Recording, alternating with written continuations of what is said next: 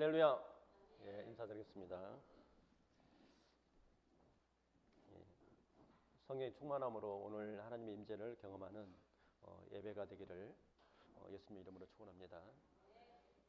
예, 오늘 같이 상고하고 싶은 말씀은 마가복음 4장 4장 13절부터 20절 말씀이 되겠습니다.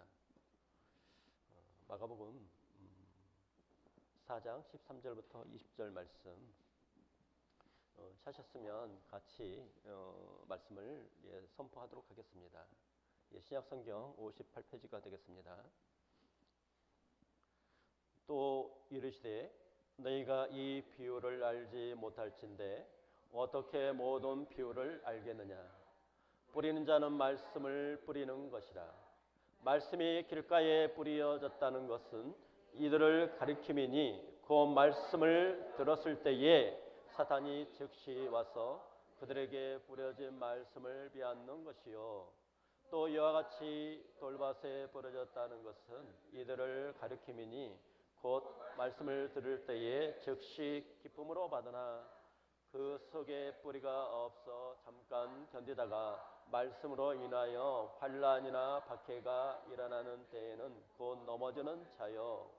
또 어떤 이는 가시떨기에 뿌려진 자니 이들은 말씀은 듣기는 하되 세상의 염려와 재물의 유혹과 기타 욕심이 들어와 말씀을 막아 결신하지 못하게 되는 자요.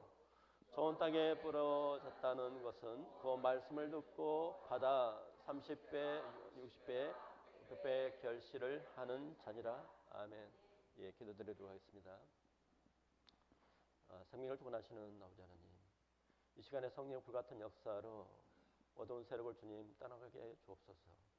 오직 이 자리에 하나님께서 이 말씀을 받을 수 있도록 우리의 높아진 마음들을 주님 깨뜨려 주옵소서. 우리 마음에 성령께서 온전히 지혜와 계시 정신을 통해서 하나님의 말씀을 우리 심령 가운데 새겨지며 왕 되신 예수 그리스도를 내 심령 가운데에 영접하는 또 놀라운 하나님의 은혜가 이 시간에 있기를 간절히 부탁드리며 시중일가는 모든 것을 주님 앞에만 맡겨오며 이 모든 말씀을 존귀하신 예수님 이름으로 감사하며 기도를 드렸습니다. 아멘. 예, 오늘은 하나님의 충만한 임재를 경험하는 삶에 대해서 같이 말씀을 나누고자 합니다. 원래 이 마가복음이 복음의 근원 예수 그리스도께서 내 안에 오셔서 우리의 마음을 있는 상처들을 치유하고 또 회복시키는 또 예수 그리스도를 알아가고 또 예수 그리스도를 이렇게 닮아가는 목적으로 기록된 것이 마가복음이라고 이야기할 수 있죠. 우리가 이제 두 종류의 항상 이 말씀에서는 그 두 종류의 길이 있어요. 생명의 길이 있고 사망의 길이 있어요. 여기도 마찬가지죠. 하나님의 임재를 경험하는 삶이 있다고 한다면 경험하지 못한 사람이 있고요. 이 말씀처럼 하나님의 열매를 맺는 사람이 있고 열매를 맺지 못하는 사람이 있어요. 그런데 우리 것은 지금의 이 말씀은 어느 누구든지 이렇게 씨를 뿌려보면 시골에서나 이렇게 씨를 뿌려보면 그 밭이 옥토가 되어 있고 당연하게 씨를 뿌리면 어떻게 되겠어요?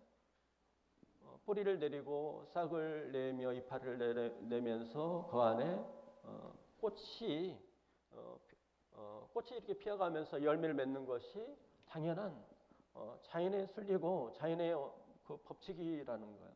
우리의 신앙도 마찬가지라는 거예요. 우리 마음에 옥토가 되어져 있으면 예수님께서 자연히 내 안에 오셔서 우리를 새롭게 하고 또 변화시켜서 우리가 예수님처럼 변화됐던 삶을 살고 또 하나님의 임재를 경험하면서 하나님의 동행하는 삶을 살 수 있다는 거예요. 이것은 어떻게 보면 말씀에서는 굉장히 어떤 당연한 것을 예수님께서 지금의 일상 속에서 쉽게 지금의 이야기를 하고 있어요. 그런데 실제 삶 속에서는 이 말씀을 하는데 그렇게 하나님의 충만한 임재를 경험하고 예수님을 날마다 만나면서 그 삶을 살아야 되는데 그 안에 주님께서 주시는 평안함과 기쁨이 있어야 되는데 그런 삶을 살지 못한다는 거예요. 그런 이유가 뭐냐는 거예요. 그 이유는 우리가 가장 하나님의 임재를 경험하기 위해서 최대의 적은 뭘까요? 그것은 자기에 대한 사랑이에요. 또 세상에 대한 사랑이에요. 하나님을 온전히 하나님의 사랑을 경험하고 하나님 앞에 말씀에 어떤 붙잡혀서 살아가게 되면 하나님의 영광을 보게 되고 하나님의 영광의 풍성한 것들을 누리게 되면 이 세상 것들은 어떻게 보이냐면 초라하게 보이는 거, 아무것도 아닌 거예요. 영혼서상에서 보면 이것은 시간이 지나가면 다 헛된 것들이라는 거예요. 하나님께서 우리의 눈을 열어주셔야 되는 거예요. 이 말씀이 하나님의 말씀을 받을 수 있도록 내 마음을 어떻게 해야 돼요? 겸손한 심령으로 주님 나에게 말씀하여 주옵소서.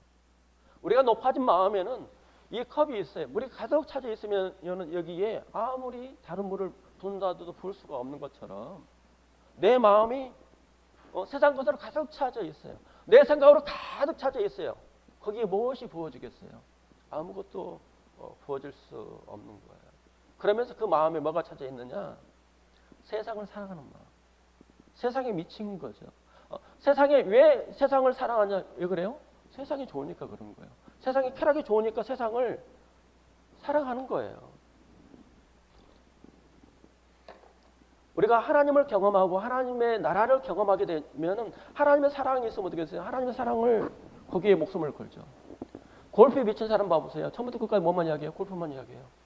산에 미친 사람은 뭐만 이야기해요? 산 이야기만 해요. 게임에 미친 사람이 게임만 이야기를 해요. 사업에 미친 사람은 뭐만 이야기해요? 화장실에 가서도 사업 이야기해요. 제 친구가 있어요. 사업을 해요. 배급대를 한다고 이야기를 해요. 계속 이야기를 뭐만 이야기해요? 만나면 처음부터 끝까지 뭐만 이야기해요? 사업 이야기만 해요. 우리 10년 가운데 하나님을 사랑하는 마음이 있으면 뭐만 이야기할까요? 하나님에 대해서만 사랑을 하죠. 이제 지금의 우리의 가장 최대의 어떤 적은 하나님의 나라를 알지 못하거나 경험하지 못한 것들, 세상 쾌락을 또 세상 것들을 하나님보다 사랑하니까 더 사랑하는 거예요. 그래서 자신이 생각해 보면 될 것 같아요. 제 자신도 마찬가지죠. 예수님을 내 10년 가운데 모시는 데서 가장 큰 적이 뭘까? 왜 내가 하나님의 충만한 임재를 경험하지 못하고 하나님 앞에 내가 온전히 예배를 드리지 못할까 하는 것은 우리가 생각해 보면 되죠. 여기에 지금의 말씀에서 우리가 사람들이 어디에 평생 동안 목숨을 걸고 사냐면 하나님의 영원한 가치에 하나님을 만나는 거에 거기에다 목숨을 걸고 사는 것이 아니라 어디에 목숨을 걸어요? 사소한 거다. 아무 중요치 않는 것에 세상과 썩어질 거에 대해서 목숨을 걸고 살고 있는 거예요. 중요한 것과 중요한 것을 구분을 못하는 거예요. 그래서 오늘 예수님께서 이 마가복음을 통해서 우리에게 말씀하는 거예요. 왜 예수 그리스도를 네 마음에 모시지 못하는 것일까 하는 거예요. 자기 생각에 가득 차져 있다는 거예요. 자기 중심이라는 거예요. 자기 생각이라는 거예요. 그것이 자기 안에 돌로 있다는 거예요. 자기 마음에. 또 뭐가 있느냐? 세상이 좋은데 어떻게 해요? 세상의 쾌락. 또 세상의 염려의 병이 이게 너무 사랑해서 세상을 너무나 걱정하고 경제가 너무나 사랑해서 이것이 병이 된 거예요. 염려가. 그리고 중독이 되어져 있죠. 또 재물을 사랑해서요. 돈에 있는 사람은 무엇을 자랑하냐? 처음부터 끝까지 돈만 사랑해요. 돈으로 모든 것을 해결하려고 하죠. 돈이 있어요. 그리고 탐심이 있어요. 이런 것들이 있기 때문에 그 안에 예수님께서 그 안에 임재하지 못하고 그 안에 생명이 자라나지 못하고 죽게 되는 거예요. 그래서 하나님 나라의 장애물들을 확인을 해보고 그 장애물들을 제거하는 또 결단하는 그런 시간이 되기를 원합니다. 잠언 23장에서 사람 중에서 사람 가운데 뭐가 가장 중요하냐면 마음이 중요하다고 했어요. 모든 지킬 만한 것 중에 더욱 네 마음을 지켜라. 생명의 근원이 그에서 난다는 거예요. 그러면 이 복음서에서 마가복음에서 예수님이 이야기하시는 것은 무엇을 이야기하냐면 하나님의 복음을 이야기했어요. 그 당시에도 여러 사람들이 복음을 쫙 이야기를 한 거예요. 세상에 번영의 복음도 있고요. 또 로마로부터 해방되는 또 복음도 있고 숱한 복음이 있는 거예요. 복음이 있는데 예수님이 오셔서 선포한 것은 무엇이냐? 하나님의 복음을 이야기를 한 거예요. 하나님의 복음의 내용이 뭐냐? 하나님의 나라예요. 하나님의 나라는 하나님의 통치, 하나님의 왕국이라는 거예요. 하나님께서 친히 통치하는 거. 근데 그 하나님의 통치가 어디에서 이루어지느냐? 내 안에서 이루어진다는 거예요. 인간의 내면에 은밀한 방 가운데 있어요. 그 내 안에 심장 중심으로 나를 사랑하기 때문에 영광의 보좌를 떠나서 하나님 나라의 왕이신 예수님이 내 은밀한 방으로 들어오게 하셨다는 거예요. 들어오게 하셔서 하나님의 은혜를 누리며 그 안에 축복을 누리며 하나님의 성품을 누리며 영광을 누릴 수 있도록 네 삶을 완전히 변화시키고 하나님의 원래의 형상으로 너를 바꾸시고 회복시키겠다는 그 내용이 예수님께서 오셔서 선포한 복음이라는 거예요. 그래서 예수님의 주된 핵심의 복음은 뭐냐? 하나님의 나라예요. 내 안에 오셔서 왕이 되겠다는 거야. 이것이 예수님께서 오셔서 선포한 복음이고요. 마가복음에서 핵심이에요. 이게 복음이라는 거예요. 그래서 예수님께서 주 기도문을 가르치실 때에 나라 임하시며 하나님의 나라가 임하시기를 원한다는 그것이 어디 임하기를 원하느냐는 거예요. 내 심령에 이 교회 공동체 안에 가정 공동체에 임하기를 원한다는 거예요. 그렇게 함으로 말미암아 그 삶이 어떻게 되세요? 주님 안에서 그 안에 기쁨을 누리는 거예요. 세상이 알지도 못하는 세상이 주지도 못하는 그 기쁨을 누려가는 거예요. 그 하나님 앞에 하나님이 주시는 그 마음으로 하나님 앞에 예배를 드리는 거예요. 예배를 드리면서 누구를 경험해요? 하나님의 임재를 경험하는 거예요. 그 충만함을 경험하는 거예요. 그것은 누구만 알까요? 경험한 사람만 안다는 거예요. 그래서 오늘 같이 참고 싶어한 것이 이 마가복음은 그 내용인 거예요. 복음이 그거예요. 하나님의 충만한 임재를 경험하는 삶. 하나님은 우리에게 충만함을 주기를 원하는 거예요. 넘치도록 항상 하나님이 주시는 것은 숫자게 주는 것이 아니라요. 충만함이 있어요. 내 잔이 넘치나이다 하는 거죠. 다시 고백하는 것처럼 우리의 삶이 충만한 임재를 경험하는 삶이 되기 위해서 예수님께서 말씀하셨던 이 말씀을 오늘 같이 나누고자 합니다. 첫 번째는 하나님의 나라의 씨에 대해서 내 마음에 제거해야 될 장애물이 뭐냐는 거예요. 그리고 세 번째로는 예수님을 왕으로 모셔서 뿌리를 내리는 삶에 대해서 같이 말씀을 나누고자 합니다. 이 본문을 잡으시고요. 우리가 확인을 한번 해보시는 것이 가장 중요하죠. 성경에서 바이블 세대가 예수님이 대체 무슨 복음을 이야기하신 거야? 그냥 단지 죄 용서함을 이야기를 하신 것이야? 그러면 무슨 복음을 이야기했는가를 우리는 확인할 필요가 있죠. 성경에서 가장 먼저 기록된 것이 마가복음이에요. 이것은 마가가 기록했지만 베드로 복음이라고 하죠. 누구보다도 베드로는 예수님을 통해서 배운 거죠. 마가복음 1장 1절 말씀 같이 선포하도록 하겠습니다.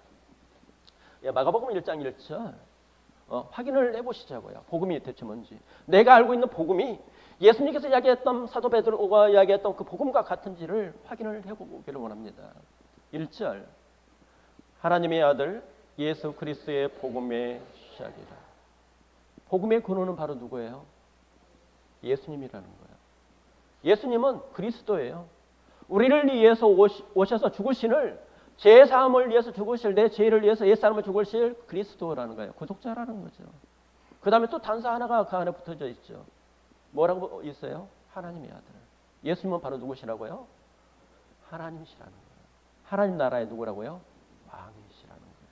그래서 지금의 예수님이 복음을 선포를 하셨어요. 하나님 나라라고 하는 것은 헬라어로서는 파실레이아예요. 왕국이죠, 왕국. 이것은 왕이라는 거예요. 유일하게 하나님은 왕이시라는 거예요. 하나님의 나라는.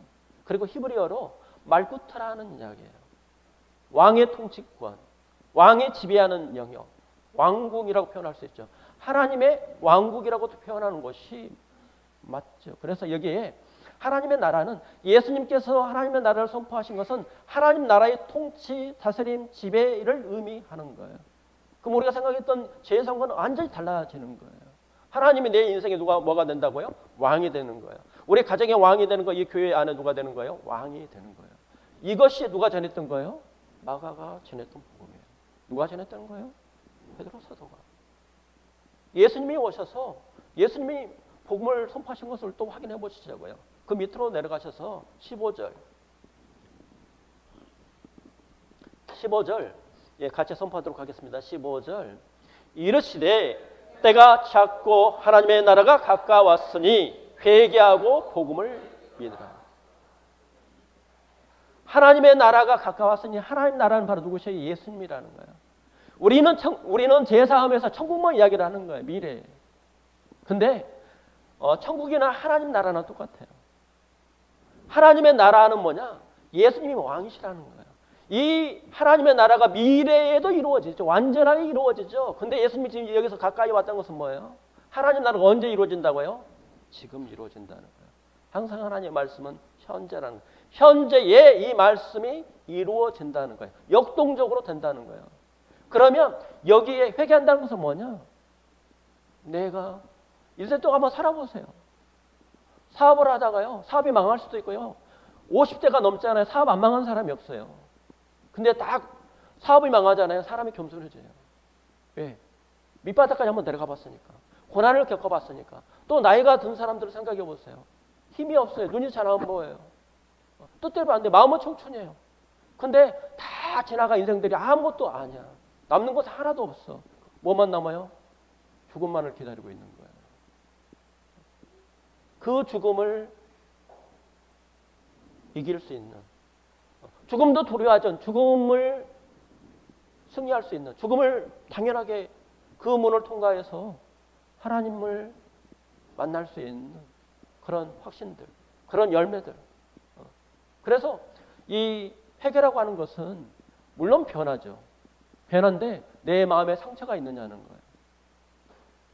예수 그리스도를 내 왕으로 모시지 않으면 그 절박함, 그런 상처가 있느냐는 거예요. 예수님이 이 회개를 통해서 내가 상처가 내 마음에 갈각하게 찢어져서 예수님이 오셔서 내 상처를 치유하지 않으면 안 되는 상태, 이것이 회개라는 거예요. 그 상처를 누가 치유를 하느냐? 믿음으로 예수님이 오셔서 내 마음에 있는 상처를 다 치유하는 거예요. 예수님이 아니시면 혈혈증의 여인이 그 12년 동안을 고생을 하면서 했던 것처럼 예수님께서 내 마음에 회개를 통해서 상처를 낸 것을 예수님이 믿음이라고 하는 것을 예수님이 오셔서 내 삶을 어루만지고 통치하고 내 마음을 어떻게 하는 거예요? 변화시켜주는 거예요. 이것이 회개와 믿음이라는 거예요. 이게 회심의 사건이라는 거예요. 삶이 바뀌는 거예요. 그래서 이것을 예수님께서 오셔서 선포하셨어요. 하나님의 나라는 이 세상의 방식으로 속하지 않기 때문에 이 세상의 방식으로 하지 않냐고 어떤 방식으로 하느냐? 십자가의 방식으로 한다는 거예요. 그것은 십자가라고 하는 것은 우리 가운데에 하나님으로부터 관계가 끊어진 제 문제라는 거예요. 옛사람의 문제. 변하지 않는. 우리가 결코 개선되거나 우리가 내 성품이 인간적으로 좋아지는 것이 아니라 건물이 오래돼서 낡아져서 그 안에는 죄 덩어리로 있기 때문에 생각 자체가 죄에 물들어져 있고 세상에 어떤 물들어져 있기 때문에 이 문제를 해결할 수 있는 방법은 단 한 가지라는 거예요. 십자가에 못 박는 거라는 거예요. 달리 방법이 없다는 거예요. 이 세상에 어떤 도덕, 이 세상에 어떤 철학이 있어도 지금의 생각해 보세요. 과학이 얼마나 발전했어요. 철학이 얼마나 발전했어요. 사상이 얼마나 발전했어요. 그럼 어떻게 돼야 돼요? 지금 사람들이 착해져야 되죠. 겸손해지고 온유해야 되죠. 세상이 어떤 세상이 돼야 돼요? 더 좋은 세상이 돼야 되는데 어떻게 돼요? 칼부림이 일어나고 밤에도 다닐 수 없는 더 그 사악한 일이 일어나고 있잖아요. 인간의 마음은 방법은 딱 하나예요. 십자가에서 못 박히고 그 안에 누가 오셔야 되느냐? 하나님 나라가 그 안에 와야 되는 거예요. 예수님이 그 안에 오셔야만이 어떻게 되느냐? 바뀌는 거예요. 그래서 이 하나님의 나라는 갈급하는 자에게. 하나님은 지금도 우리 문을, 마음 문을 다 두드리고 있죠. 찾고 계세요. 두루 살피시면서 찾고 있는 거예요. 누가 하나님을 찾는가를. 하나님을 간절하게 찾는 사람을 지금 이 시간에도 어떻게 하나님을 보고 계시는 거예요. 하나님이 하나님의 나라의 백성을 초청을 시작하신 거예요. 생명으로부터 초대를 해서 지금도 어떻게 돼요? 그 영혼들을 바라고 있고 찾고 있는 거예요. 우리 심령 가운데에 하나님 앞에 내 마음을 겸손한 심령으로 하나님 내 인생이 사람들이 그러잖아요. 변화되는 어떤 삶을 살기를 원하잖아요. 내가 하나님, 내 인생이 하나님 없으면 살 수 없으니 세상에 썩어져가는 것들, 또 마음에 허망한 것들 아무것도 아니오니 주님 내 마음에 오시기를 원합니다. 내 마음을 주님 새롭게 하여 주옵소서. 그래서 예수님께서 우리 내면의 방이, 은밀한 내면의 방이 4가지 방이 있다고 이야기를 하는 거예요. 하나는요, 길가고요, 하나는 돌밭이고요, 하나는 가시밭이고요, 하나는 좋은 밭이라는 거예요. 성도님들은 어떤 방이 되기를 원하세요? 다 어떤 방이 되기를 원해요? 좋은 방이, 좋은 땅이 다 되기를 원한다는 거예요. 그래서 이렇게 좋은 방이 되기 위해서 어떻게 해야 돼요? 마음에 회개가 내 마음을 상처를 내는, 내 마음에 내 자신을 이 말씀을 통해서 하나님의 말씀을 듣는 거예요. 듣고 거기에서 이 히브리어는 거기에서 끝나는 게 아니라 듣고 순종하는 거예요. 신명기서 6장 5절에서도 들으라 하는 것은 뭐냐? 그 말씀을, 하나님의 말씀을 듣고 그 말씀에 순종하고 헌신한 것까지 포함되는 거예요. 들으라고 하는 것을 13번을 이야기하는 것은 말씀을 듣고 내 마음에 새기라는 거예요. 그 마음에 순종하라는 거예요. 그 안에 헌신하라는 거예요. 그것이 들으라는 거죠. 그래서 예수님이 이때 활동 시대는 어떠냐? 마음들이 길가였어요. 바리새인들, 사기꾼들, 하나님을 잘 믿는다고 하는 사람들이 그 마음이 어떻게 되냐? 자기 생각으로 자기가 이 말씀을 해석을 해서 가득 차져 있었던 거예요. 예수님이 오셔서 한 말씀도 그 안에 빛이 들어갈 수 없는 거예요. 그 안에 가득 차져 있었다는 거예요. 그러면서 예수님이 활동하던 이 시대에는 어떤 시대였느냐? 영적으로 어두운 시절이었어요. 말라기 선지자 이후 세례 요한까지 400년 동안 하나님의 말씀이 단절이 된 거예요. 난처 현상이 된 거예요. 하나님의 말씀이 들리지 않는 거예요. 처음에 우리가 하나님의 말씀을 거부하는 것이 갑자기 거부하는 것이 아니라 조금씩 하나님의 말씀으로부터 하나님으로부터 멀어져 가는 거예요. 우리가 길가도 있잖아. 처음에는요, 그 길가도 딱딱한 것이 아니라 시간이 지나면서 햇빛을 쬐면서 어떻게 돼요? 단단해지는 것처럼 우리 심령 가운데 하나님의 말씀이 없으면 내 마음이요, 점진적으로요, 이렇게 길가처럼 이렇게 단단해져. 그 다음에 어떻게 변할까요? 콘크리트처럼 바뀐다는 거예요. 그것이 첫 번째 방이 뭐예요? 길가가 콘크리트 방이라는 거예요. 내 마음에 하나님 안에서 콘크리트 방인지, 내 생각으로 가득 차져 있는지. 이 당시에 사리새인과 바리새인들은 자기 생각으로 가득 차져 있었다는 거예요. 그 생각이 있어서 자기 생각에 우상이 가득 차져 있어요. 저도 마찬가지죠. 내 생각으로 가득 차져 있어요. 그러니까 어떻게 해요? 주님, 내 생각을 오늘 하루도 내가 십자가 못 박고 내 생각을 주님 내려놓습니다. 주님, 나를 인도해 주옵소서. 나에게 지혜와 계시의 정신을 통해서 하나님 말씀하여 주옵소서. 내가 듣겠나이다. 시간이 지나니까 그래요. 하나님을, 이 말씀을 가면 갈수록 모르겠어요. 그러니까 지금 아침에 딱 시작하면 그런 거예요. 밤에도 마찬가지. 주님, 제게 말씀하여 주옵소서. 그 말씀을 내가 듣기를 원하오니 주님 말씀하여 주옵소서. 내 밭이 여기 있는 것처럼 길가처럼 콘크리트 방처럼 내 마음에 딱딱한 것은 아닌지요. 내 마음에 하나님 앞에서 갈망함이 있는지요. 내 마음을 주님께서 터치해 주셔서 내 마음을 주님 새롭게 하여 주옵소서. 이렇게 자기 생각에서 우상에서 꽉 붙잡힌 사람이 우리가 잘 아시는 것처럼 애굽의 누구예요? 바로 왕이에요. 10가지 재앙을 몰아친다 할지라도 그 생각의 완악함들이 머릿속에서 하나도 떠나지 않았죠. 결국은 자기가 가장 좋아하는 자기의 아들을 하나님의 심판하심으로 말미암아 그때서 또 하는 거예요. 그럼 또 차오는 거예요. 그래서 홍해에 수장됐잖아요. 그게 누구예요? 저예요. 또 성도님이 되겠죠. 이사야서 55장 6절과 9절에 보면 너희는 여호와를 만날 때에 찾으라. 가까이 계실 때에 그를 부르라. 악인은 그 길을 불의한 자는 그 생각을 버리고 여호와께 돌아오라. 그리하면 긍휼히 여기시리라. 하나님께로 돌아오라. 그가 너그럽게 용서하시리라. 내 생각과 너희 생각은 다름이요 내 길은 너희 길과 다름이라고 이야기를 하신 거예요. 우리 생각을요, 이 말씀에 보시면 어떻게 되냐면요, 내 생각을 다 내려놓으시대요. 이 생각을 그대로 갖고 가시죠. 지금의 길가예요. 평생 가도요. 그 사람 죽을 때까지 100년, 300년, 3000년 가더라도 하나님 알 수 없어요. 누가 그렇게 선포하셨어요? 하나님이 선포하시는 거예요. 내 생각과 내 생각은 다르며 내 길과 내 길과 다름이라고 이야기를 하는 거예요. 내 인간의 생각을 내려놓는 거예요. 그 대표적인 것이 누구예요? 바로 왕이었던 거예요. 결국은 바로가 그 죽음 앞에 섰을 때 하나님이 그 안에 심판을 했을 때야 어떻게 돼요? 그제서야 내려놓잖아요. 그래서 인간은 즐긴 거예요. 육신은 강하죠. 그래서 하나님 앞에 우리 자신을 한번 살펴보기를 원합니다. 내 마음에 간절함이 있는지 하나님을 앞에 내가 상처가 있어서 하나님 나를 치유하지 않으시면 내가 살 수 없는 상태인지 깨닫지 못한다는 것은 하나님 말씀을 깨닫지 못한다는 것은 지적인 깨달음이나 지적인 높고 낮음의 이해력을 뜻하는 것이 아니라는 거예요. 깨닫지 못하다는 것은 헬라어로 스리엠이라는 단어인데 직역하면 함께 동참하다는 거예요.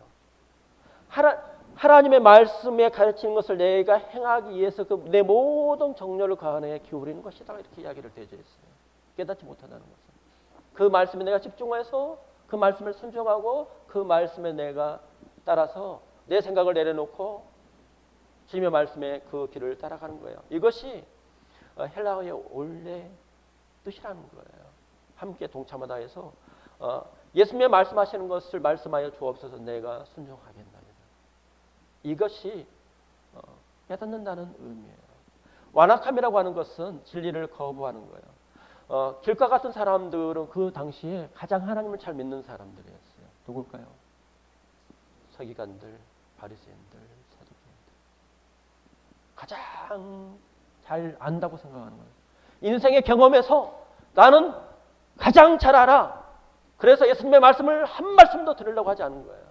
그러면서 자기의 생각을 관철시키고 예수님을 설득하려고 하고 예수님 앞에 결국은 비방해서 예수님을 어떻게 돼요? 십자가에 못 박는 그런 일을 가장 앞장선 사람들이 그 당시에 종교인들이었어요. 지금 시대도 그럴 수 있다는 거예요. 저부터가. 그래서 주님, 내 마음이 길가처럼 내 생각으로 가득 차져 있는지 아니면 말씀으로 가득 차져 있는지를 살펴보기로 원합니다. 두 번째는 돌파죠. 돌파. 겉으로 보면은 굉장히 신앙이 화려한 거예요. 옥토와 같아. 땅이 굉장히 좋아요. 근데 조그만 흙을 살짝 들춰대면 뭐가 보이냐면 돌이 딱 보이는 거예요. 돌이 쫙 있는 거예요. 그러니까 뿌리를 내리지 못하고 말라 죽게 되죠. 이것은 뭐냐면 예수 그리스도를 자기 마음에 감성적으로 만든 거예요. 감정적으로. 지적으로 감정적으로 받은 거예요.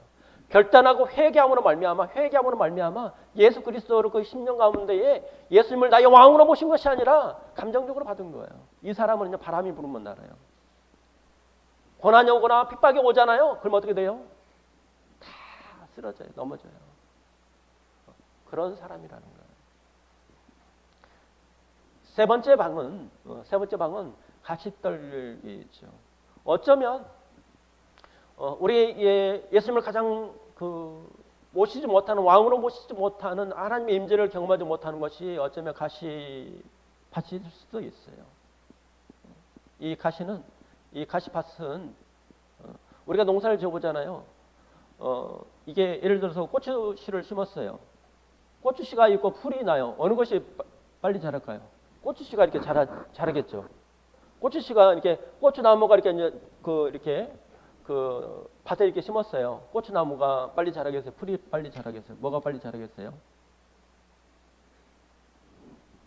고추나무가 빨리 자랄 것 같잖아요. 뭐가 빨리 자라냐면 풀이 먼저 자라요. 우리 마음속에도 그럴 수 있다는 거예요. 하나님의 생명의 씨가 하나님 나라가 씨가 떨어졌는데 내 마음에 뭐가 자랄까요? 잡초가 그냥 막 자라는 거예요. 잡초가. 여기 있는 것처럼 이 잡초가 세 가지라고 이야기를 해요. 마가복음 다시 그렇게 보시면 19절 마가복음 4장 19절 말씀 같이 선포하도록 하겠습니다. 19절 말씀 세상의 염려와 재물의 유혹과 기타 욕심이 들어와 말씀을 막아 결실하지 못하게 되는지요. 세상의 염려, 재물의 유혹, 기타 욕심, 탐심이라는 거예요. 고추나 다른 그 가지나무는 이렇게 자라야 되는데 세상의 염려, 풀 같은 것들이 계속적으로 이렇게 자라서 원래 자라야 될 고추나무가 자라지 못하고요. 거기에 가지나무가 자라야 되는데 자지 못한다는 거예요. 우리 마음에 그렇다는 거예요. 우리 마음에 염려가 이것이 뽑아내도 풀이 뽑아내도 돼요. 얼마나 풀이 잘 자라는지 수시로 뽑아줘야 돼요. 얼마나 유혹이 많이 오는지 욕심이 수시로 오는 거예요. 그래서 이 팔레스타인 지역은 예수님이 그 당시에는 이 가시떨기에 자라는 이 가시는 강력했다는 거예요. 아주 날카로웠대, 잘 자랐다는 거예요. 그래서 예수님이 쓰신 가시 멜루가는 가시가 굉장히 강하고 억센 가지였다는 거예요. 그 가지를 어떻게 해서 예수님 앞에 머리를 팍 하니까 피가 어떻게 해서 팍 자랐다는 거예요. 그 정도로 본래 나무가 자라지 못할 정도로 이 가시는 우리가 염려, 세상의 염려, 재물의 돈의 파워, 그리고 탐심들이 어떻게 돼요? 내 신앙을 잘하지 못하고 예수님을 왕으로 모시지 못하고 꽉 나를 붙잡고 있고요. 죽여간다는 거야. 목조에서. 그래서 이 강력한 가시로 뒤덮인 밭을 뚫고 오라는 것은 불가능하다는 거예요. 염려, 유혹, 욕심, 가시처럼 우리를 지배하지는 않느냐는 거예요. 특히 지금의 가장 신앙의 적이 뭐냐? 세속화다는 거예요. 내 욕심이라는 탐심이라는 거예요. 내 염려라는 거예요. 그 안에 누가 없기 때문에 그래요? 예수님이 없기 때문에 그래요. 한 말씀을 이렇게 보시면 중심 원리가 있다는 거예요. 마태복음으로 이렇게 가셨어요. 마태복음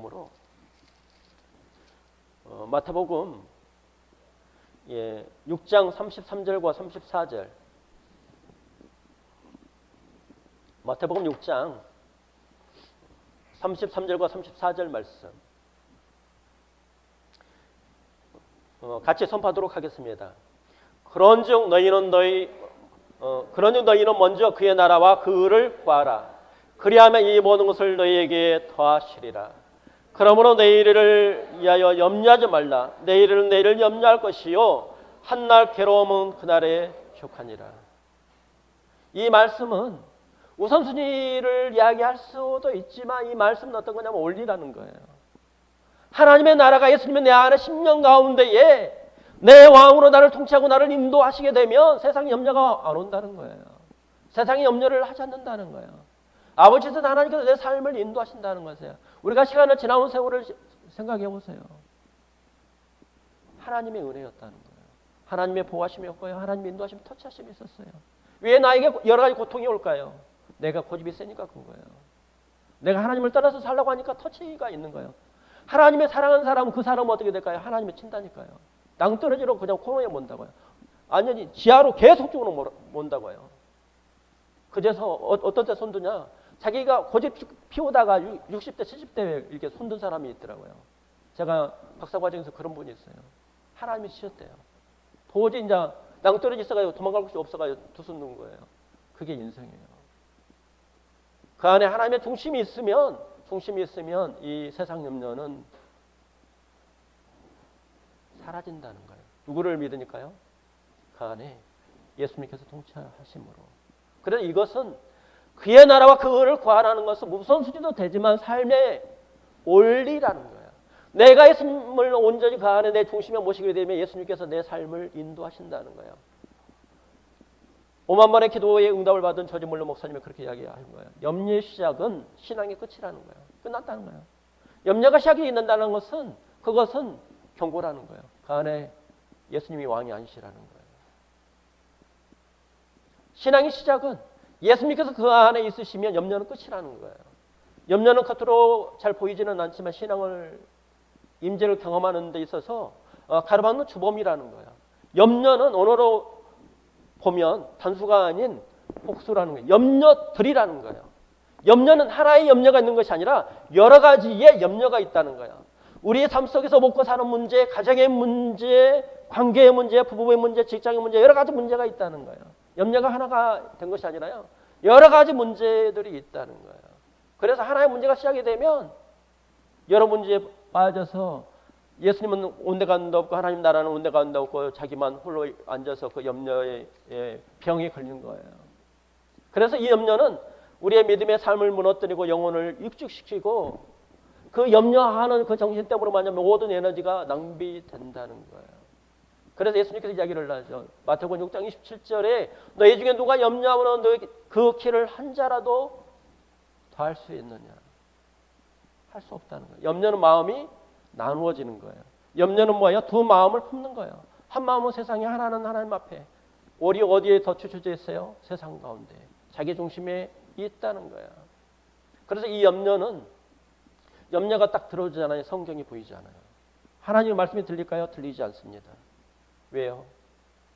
집 문제로, 자녀 걱정으로, 세상에 고민들로 가득 차져 있기 때문에 말씀에 들어가지 않는 거예요. 염려라는 이 가시는 더 무성해지고요. 더 활발하게 일어나게 되죠. 그래서 회개가 필요한 거예요. 주님 앞에 그것을 들고 나아가서 주님 앞에 자기의 마음을 그대로 구하고 하나님께서 터치해 주시기를 원하는 거예요.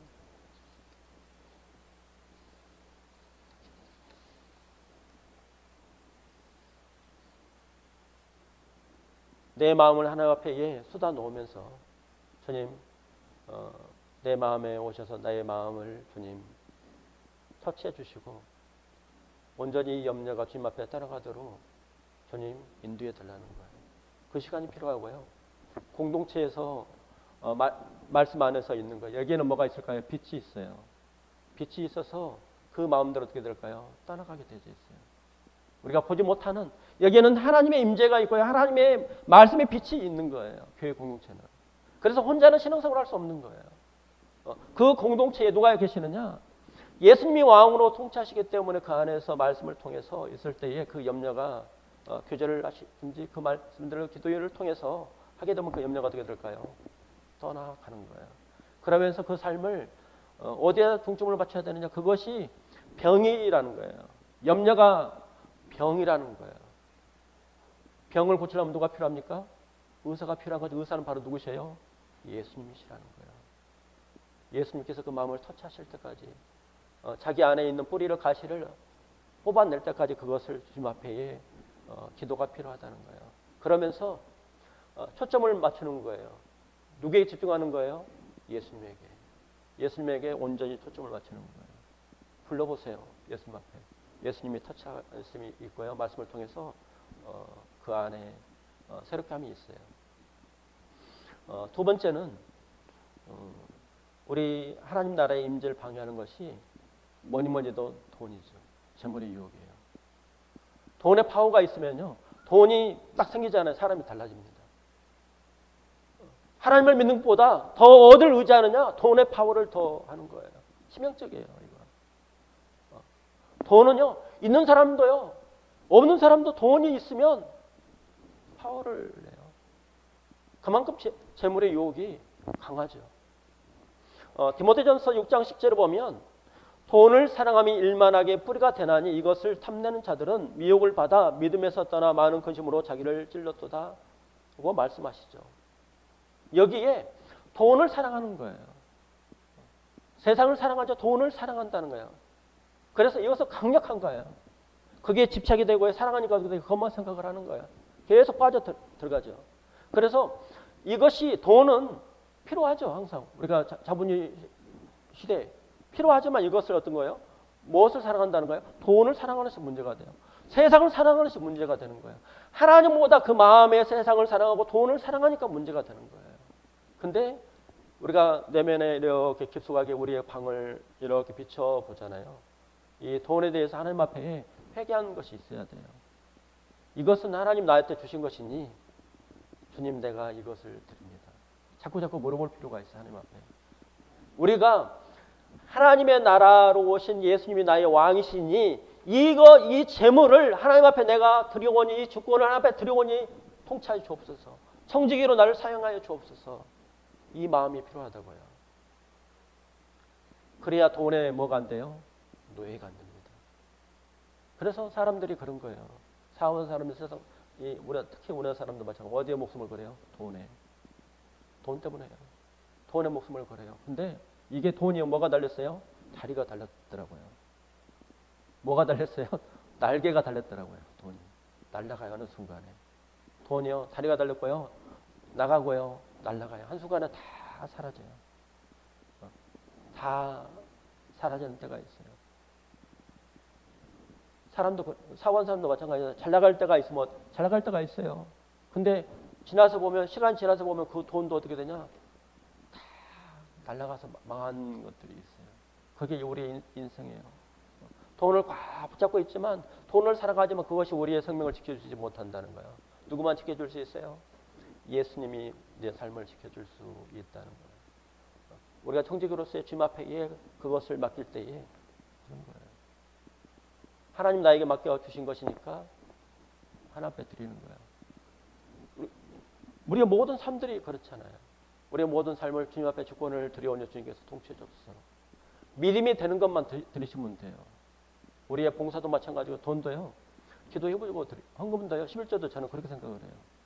진짜 하나님이 주셨다고 하면 헌금하시고요. 내 돈이라고 하시면 헌금 안 하시는 것이 맞아요. 예수님이 그렇게 이야기했잖아요. 하나님의 것만 하나님만 받으신다고. 그래야 문제가 생기지 않아요. 이것은 하나님이 주신 것이니까 하나님으로 주님 사용해 주옵소서. 이 돈의 주권을 하나님 앞에 드려오니 하나님께서 사용해 주옵소서. 그러면 그 인생에게 돈이 오히려 축복이 될 수 있어요. 근데 이것이 내 것이라고 돈 자랑할 수도 있어요. 대다수가 다 그렇더라고요. 주위에. 그러다가 패가망신하는 사람들이 우리 인생이에요. 주위에 사배하는 사람들, 숱한 사람들이 있어요. 그래서 이 돈의 어떤 사랑함이 이것이 병이라는 거예요. 이 주권을 하나님 앞에 맡기는 삶이 되기를 원합니다. 그래서 이 세상은 이 돈이 지배하는 세상에 돈의 힘이 얼마나 강한지요. 모든 게 돈이에요. 돈을 가지게 되면 모든 것을 사람들이 할 수 있다고 생각하는 거예요. 집도 바꾸고 다 바꿀 수 있다고 생각하는 거예요. 착각을 하고 있는 거예요. 돈은 달콤해요. 그래서 이 돈은 뭐냐? 신이라고 이야기한 거예요. 그래서 종교개혁자가 이야기를 했어요. 재물이 네 주인이냐? 예수님이 주인이냐를 물어본 거예요. 그래서 첫째는 우리가 회심을 하는 데 있어서 머리가 회심을 해야 된다는 거예요. 그리고 두 번째는 이 가슴이 회심을 해야 된다는 거예요. 세 번째는 뭐가 할까요? 이 재물이 지갑이 회심을 해야 된다는 거예요. 돈은 광신도들을 이끌고 있어요. 교주예요, 교주. 이 돈의 파워에 사람들 미치게 했어요. 사람들의 마음으로 여자고에 돈을 내서 수많은 사람들을 위해서 거기다 목숨을 들여요. 불쑥이라도 들어가는 것이 이 돈 때문에 들어가는 거예요. 그래서 이 돈의 파워가 있어요. 그래서 이 재물을 사랑하는 것이 아니라 이것도 하나님이 주신 것이니까 주님 이 주권도 드려지기를 원합니다. 이렇게 돈을 따라가다가 망한 사람이 바로 누구냐? 롯이죠. 롯이 삼촌 아브라함을 따라가다가 어느 순간에 화려하고 에덴 동산처럼 기름진 메아라적인 땅이 보인 거예요. 가나안 하나님이 아브라함을 통해서 약속은 이제는 떠나가 버리고 하나님의 나라는 없어져 버리고 그 안에 뭐만 기름진 목초지만 쫙 보인 거예요. 이 롯이 굉장히 비즈니스에 잘했다고 해요. 생각해보니까 아주 뛰어난 사람이라고, 머리가 아주 비상한 사람이라고 이야기를 해요. 자기는 그 재물에 욕심을 내서 비즈니스를 성공적으로 했죠. 어디로 들어갔어요? 소돔과 고모라 땅으로 들어간 거예요. 세상 가운데 들어간 거예요. 재물의 유혹에 사로잡혀서 비즈니스에 뛰어난 사람이죠, 롯이. 그러면서 정신을 잃어버린 거예요. 거기에 타락된 그곳에 가서 결국은 이 롯은 어떻게 됐을까요? 패가망신한 거죠. 거기에는 하나님의 소돔과 고모라에는 동성연애가 있고요. 거기에 하나님의 분리 심판이 있었던 거예요. 이 롯이 어디에 팔려져 있을까요? 재물에, 돈에, 욕심에. 그래서 아브라함은 믿음의 순종함으로요. 하나님의 나라를 위해서 나아간 사람이고 롯은 전형적인 돈에, 재물에, 욕심에 팔려서 날아가서 신앙이 망한 사람이 롯이에요. 그래서 이 돈에 대해서 돈은 대해서 하나님 앞에 기도하고 또 하나님이 주신 것이니까 하나님 앞에 드리겠습니다. 또 하나님 앞에 사용하겠습니다. 이 물질에 대해서 우리가 11조도 생각을 하는 그 모든 것은 하나님의 주권이 오니 하나님께서 이것을 나에게 주신 것이니까 하나님 나를 이것을 드릴 수 있도록 인도해 주옵소서. 만약에 이것이 믿음으로 오지 않으면 안 하셔도 될 것 같아요. 믿음으로 오면 기도하시고 내 모든 인생의 주권, 재물, 내 모든 어떤 시간의 모든 것들 주님 통치해 주옵소서 하고 기도하고 어떤 드려져서 주님의 통치함과 또 임재함을 또 누려가는 삶이 되기를 원합니다. 예, 세 번째는 이 가시떨기는 욕심이죠. 욕심이 이 위험한 것은 뭐냐면 야고보서 1장 14절로 가시겠습니다. 야고보서 1장 14절. 야고보서 1장 14절 말씀. 1장 14절 같이 선포하도록 하겠습니다. 1장 14절. 14절과 15절 말씀. 야고보서 1장 14절과 15절 말씀. 오직 각 사람이 시험을 받은 것은 자기 욕심에 끌려 미혹됨이니 욕심이 잉태한 저 죄를 낳고 죄가 장성한 저 사망을 낳느니라. 욕심이 탐심으로 간다는 거예요. 이게 커진다는 거예요. 동물들은 그러지 않는 사람은 욕심이 있다는 거예요. 5억이 있으면 10억 있고 싶고요. 이렇게 계속적으로 뭔가 아파트가 20평이면 30평이 되겠고 이거 계속적으로 커지기를 원한다는 거예요. 이 욕심이 커져서 하나님의 신앙을 버리고요. 그거에 목숨을 걸어서 하나님과 멀어진다는 거예요. 사도 요한은 하나님의 임재를 경험하지 못하는 것이 욕심의 정체를 뭐라고 이야기하냐면 요한일서 2장 16절에 보면 이는 세상에 있는 모든 것이 육신의 정욕과 안목의 정욕과 일생의 자랑이니 다 아버지께로부터 온 것이 아니요 세상으로부터 온 것이라고 말씀하시죠. 육신의 정욕에 사로잡히는 순간 하나님을 사랑하는 마음부터 현저하게 멀어지죠. 하나님이 주는 기쁨보다도 이생의 자랑이 더 흥분되고요. 욕심에 사로잡혀서 살아가죠. 욕심에 빠진 사람의 눈이 충혈되어져 있어요. 눈앞에 이익만을 생각하고요. 몸부림치다가 죽든지 살든지 하는 것도 모르는 거예요. 예배도 그 마음에 사라지게 되고 마음이 어디에 가 있어요? 그 욕심에 빠져서 하나님의 중요치 않아요. 예배도 그 마음에 겉으로만 드리게 되지는 거예요. 욕심이 빠지면은요, 욕심에 이렇게 빠지면 눈의 시야가 줄어들고요. 그 다음에 보는 거리도 줄어들게 되죠.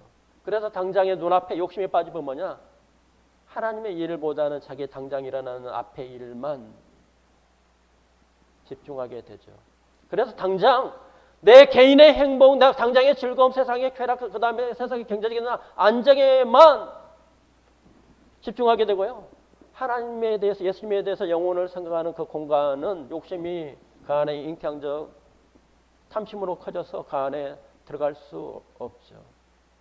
그래서 골로새서 3장 5절에 뭐라고 이야기하냐면 그러므로 땅에 있는 죄를 죽이라. 곧 음란과 부정과 사욕과 악한 정욕과 탐심이니 탐심은 우상숭배라고 이야기하는 거예요. 탐심이 우상숭배라는 거예요. 하나님보다도 더 크다는 거예요. 이 욕심이 영적 성장에 있어서 하나님의 임재를 경험하는 데서 큰 장애물이라는 거예요. 무엇이든지 욕심으로 하면 다 무너진다는 거예요. 그래서 우리가 본질적으로 우리가 하는 동기에 그 안에 있는 욕심이 있는 것인지, 내 이름을 내려고 하는 것인지, 내 주장을 하려고 하는 것인지, 욕심이 있는 것을 우리가 살펴볼 필요가 있다는 거예요. 그렇게 망한 사람이 바로 누구냐? 아나니아와 삽비라예요. 자기의 재물을 팔아서 사도들을 발 앞에 두면서 내면에 욕심이 있었던 거예요. 인정을 받고 싶은 마음이 있었던 거예요. 명예를 사랑하는 마음이 있었죠. 그것이 결국 어떻게 됐어요? 아나니아와 삽비라를 성령이 보시고 목숨을 취해 갔던 거예요. 그렇게 아나니아 삽비라는 그 명예의 그 탑에서 헌금했기 때문에 사람들은 몰랐지만 성령은 아셨다는 거예요. 이것이 장애물이었죠. 이렇게 지금 초대교회의 1세기였던 당시에도 유대인들의 해유와 박해와 경제적인 압박과 또 거짓 교사들의 또 세상 것들이 얼마나 이 마가의 공동체 또 초대교회 공동체에 얼마나 이런 것들이 많이 예수님을 그 중심에 모시지 못하도록 큰 장애물이 있었다는 거예요. 이 당시에도, 예수님 그 당시에도. 지금에는 어떨까요? 지금에는 가장 우리에게 큰 유혹이 뭘까요? 가장 내가 하나님의 임재를 경험하고 하나님 앞에 나라 앞에 내가 드리지 못한 것을 가장 방해물이 뭘까요? 그것이 뭐냐? 세속주의라는 거예요. 세속주의가 교회를 삼키고 있다는 거예요. 핍박이 있었을 때에는 변절이 되지 않았어요. 그런데 유혹에, 세상의 어떤 쾌락에, 세상의 풍속에, 세상의 그 가치에, 세상에 사랑하는 그 마음들이 더 높아서 뭐가 있어요? 지금 신앙이 무너지고 있다고요.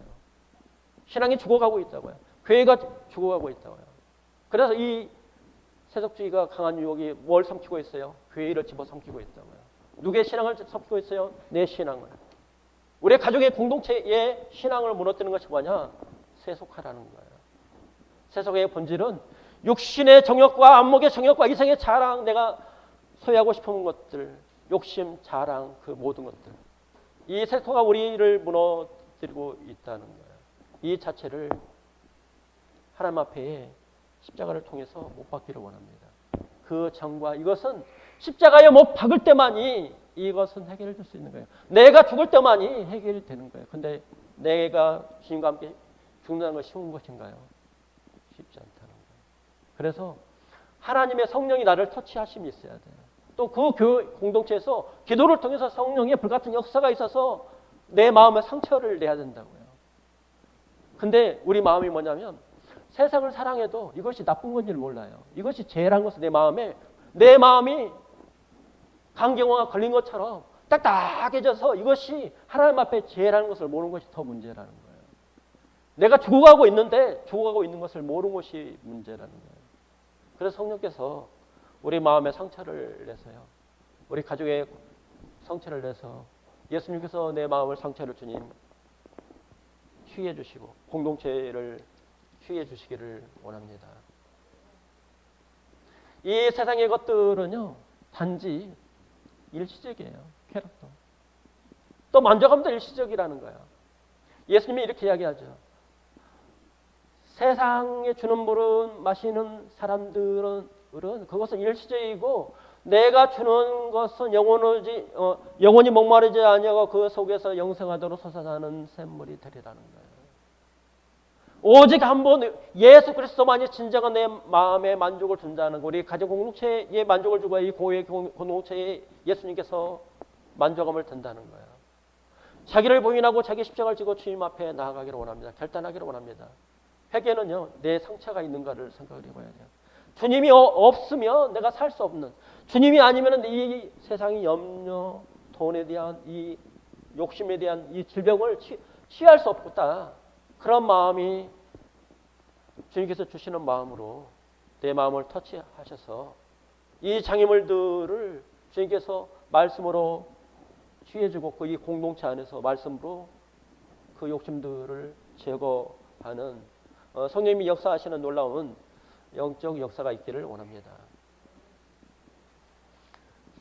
어거스틴은 어느 날 이웃집 정원에서 톨레네게라는 아이 소리가 들린 거예요.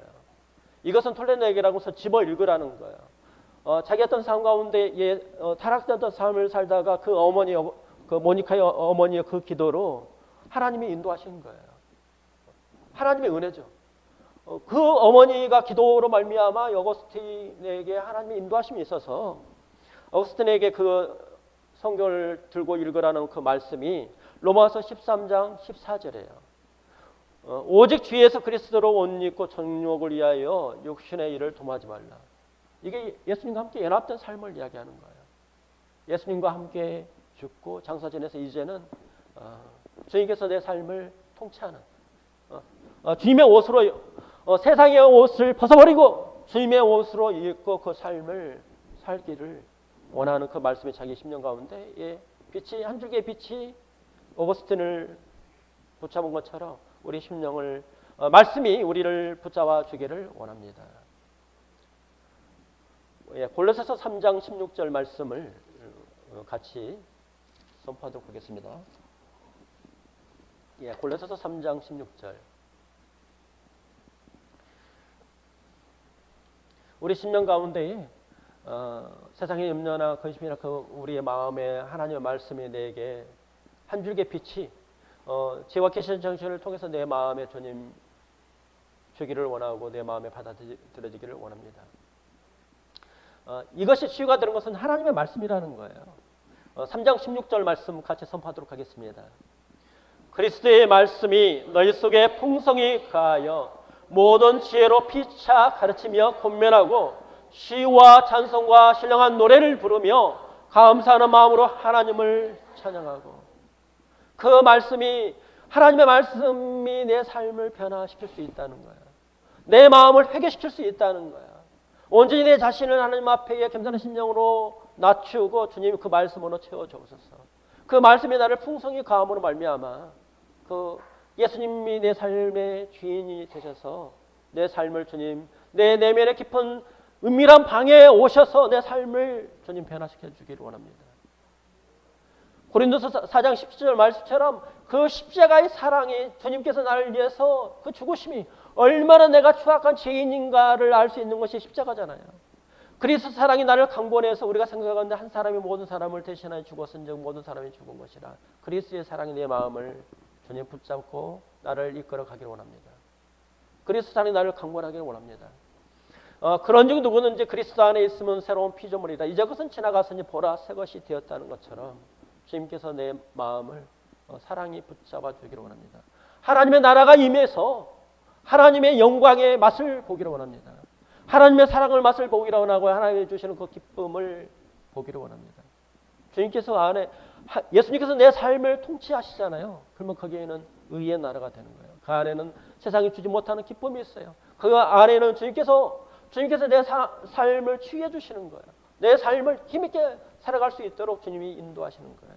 그렇게 주님께서 내 삶을 하심으로 말미암아 우리 삶 가운데, 내 심령 가운데에 갈라디아서 5장 20절과 23절을 보시면 오직 성령의 열매는 사랑과 희락과 화평과 오래 참음과 자비와 양성과 충성과 온유와 절제니 이 같은 것을 금지할 법이 없느니라.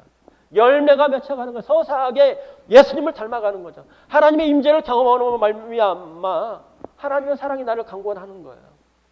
하나님의 화평이 있는 거예요. 또 하나님이 주시는 기쁨이 있는 거예요. 그 기쁨이 나를 붙잡고 내 안을 충만하게 될 때에 관계 회복이 되는 거죠. 그리고 내 삶이 십자가를 집중하고 주님을 향해서 나아가게 되는 거예요. 이렇게 그 삶이 예수님께서 그 삶의 왕이 되셔서 그 삶이 주님 안에서 은혜를 누리고요. 또 평안함이 있고요. 어떤 모든 풍파가 오더라도 주님이 주시는 그 능력으로 이겨나갈 수 있는 삶이 됩니다. 별로 말씀드리도록 하겠습니다. 하나님의 복음은 바로 예수님이 선포하셨던 하나님 복음 바로 하나님의 나라예요. 하나님의 나라의 왕이신 우리 심령 가운데에 오셔서 내 삶을 터치하고 내 삶을 주관해가고 내 삶을 변화시키고 또 예수님과 함께 동행하는 삶을 원하시는 예수님의 강력한 부르짖음에 그 소리에 우리가 내 마음을 주님 앞에 드리고 내가 지금까지 살아왔던 것들을 회개하기를 원합니다. 그 장애물들을 세상의 염려, 재물의 유혹, 욕심을 주님 앞에 내려놓고 또 십자가의 앞에 그 모든 것들을 내려놓고 하나님의 역사가 그 말씀을 통해 우리 심령 가운데에 왕이신 예수님께서 내 삶을 통치하는 놀라운 하나님의 은혜를 경험하는 삶이 되기를 예수님의 이름으로 축원합니다. 같이 기도드리도록 하겠습니다. 생명을 주관하시는 아버지 하나님, 하나님의 은혜와 하나님의 보호하심이 없이는 살 수 없는 연약한 인생임을 주님 고백합니다. 이 시간에 성령으로 오셔서 우리 자신을 주님 보게 하여 주옵소서. 얼마나 우리가 추악하고 더러운 인생인가를 주님 보게 하여 주옵소서. 내 마음이 세상의 염려로 또 돈에 대한 욕심으로 또 탐심으로 있지는 않았는지 하나님 앞에 걸림돌이 되는 것들을 보게 하셔서 우리 심령 가운데 청한 마음을 주님 창조해 주옵소서. 내 안에 정직한 영을 새롭게 하여 주옵소서. 우리의 모든 삶에 내 주장과 내 고집을 주님 앞에 내려놓으니 하나님 뜻에 온전히 우리를 순종하게 도와 주옵소서. 우리의 모든 삶을 주님께서 통치해 주심으로 주님이 통해서 회개의 역사가 또 주님을 통해서 변화되는 역사가 또 부흥의 역사가 이 공동체 안에 있게 하여 주옵소서.